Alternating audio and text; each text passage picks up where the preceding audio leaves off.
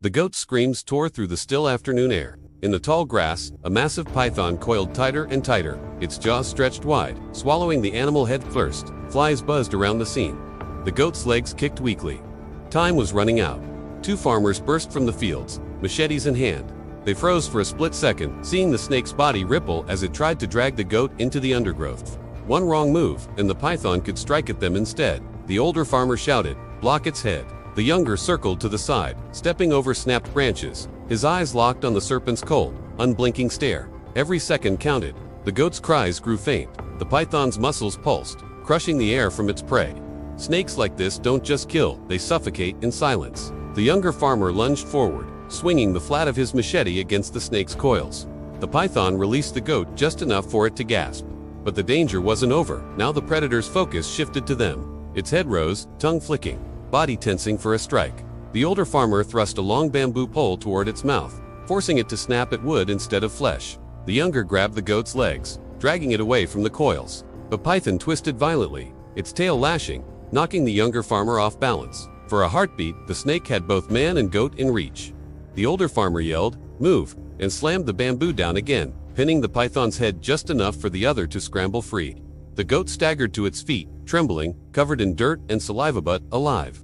The python, sensing its meal was gone, slid backward into the grass, its patterned body disappearing like smoke in the wind. The farmers stood there, panting, sweat streaming down their faces. They knew they'd risked everything in those few minutes, but in the wild, you don't always fight to kill, sometimes you fight to save.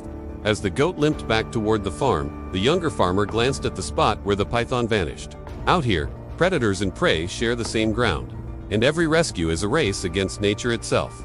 In the jungle, courage is measured in seconds, and in the choice to act when others would freeze. Subscribe, like, and comment on Jungle Echo's rescue and mystery, because one day, the story you hear might be the one you live. He'd always been told stories about this place by his grandfather, tales of impenetrable thickets and creatures that stalked the twilight. And now he was here with his own eyes, witnessing the majesty firsthand. With a gentle touch, he brushed aside the overgrown foliage, revealing a weathered stone monolith etched with intricate patterns. It was then that movement caught his eye. A rustle in the bushes, the flash of scales, and suddenly an enormous python emerged, coiling majestically before them.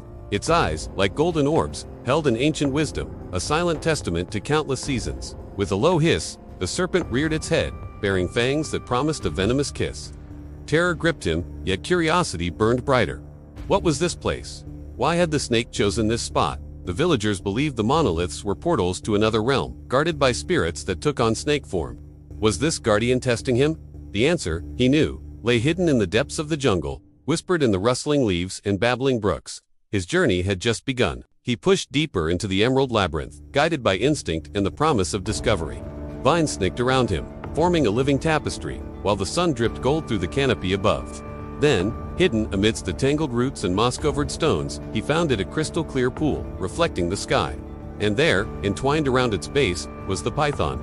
Its scales shimmered like jewels, and an aura of tranquility emanated from its slumbering form. Was this the spirit of the monolith? Had it led him here to reveal its secrets? He knew not. But as he stood before the silent guardian, he felt a profound connection to the ancient wisdom that permeated this place. This was no ordinary python. It was a conduit between the physical and spiritual realms, a living embodiment of the mysteries that had drawn him to the monoliths. He returned to the village, his heart pounding with the weight of his discovery.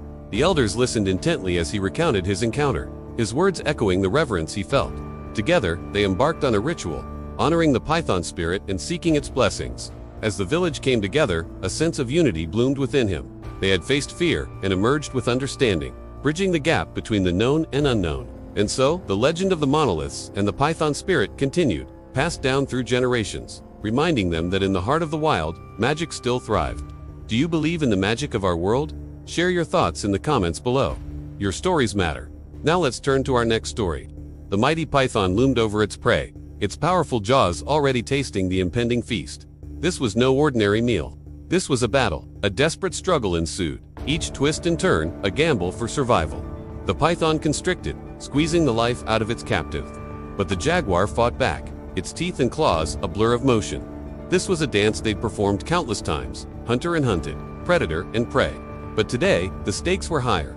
Today, a new player entered the arena. A young boy, no more than 8 years old, stood frozen with fear, witnessing the battle unfold before his eyes. He'd strayed too far from the village and stumbled upon this scene from a nightmare. Suddenly, the jaguar found purchase, clawing its way up the python's coils. With a Herculean effort, it managed to break free, escaping into the dense underbrush. But the python was relentless. It slithered after its quarry, its cold eyes gleaming with determination.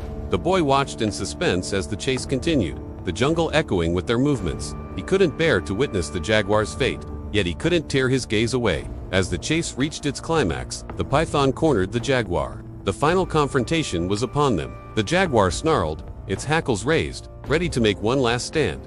But the python was unyielding. With a final surge of strength, it tightened its coils, ending the jaguar's fight for survival. Defeated but undeterred, the jaguar succumbed to the python's grip. The boy stood there, torn between fascination and horror, as the python prepared for its final act. It was a gruesome spectacle, yet strangely mesmerizing. The python swallowed the jaguar whole, its jaws working with a terrifying efficiency. And then, as if sated, the python retreated into the shadows of the trees. It disappeared as quickly as it had come, leaving the boy amidst the remnants of the hunt. Shaken but unharmed, the boy made his way back to the village, carrying the memory of the hunt with him. The jungle had shown him its raw power, the eternal cycle of life and death. He'd witnessed the brutality of the wild and the tenacity of its inhabitants. He'd seen fear in the eyes of the hunted and the relentless drive of the hunter. He carried these lessons deep within him, knowing that the jungle, with all its beauty, held dangers beyond human comprehension. And so the boy grew up with the echoes of the jungle in his heart, forever changed by the day he witnessed the python's deadly embrace. Have you ever witnessed a similar spectacle in the wild? Share your experiences in the comments below. Your encounters shape our understanding of the natural world. And remember, if you love these tales, hit that subscribe button. More adventures await.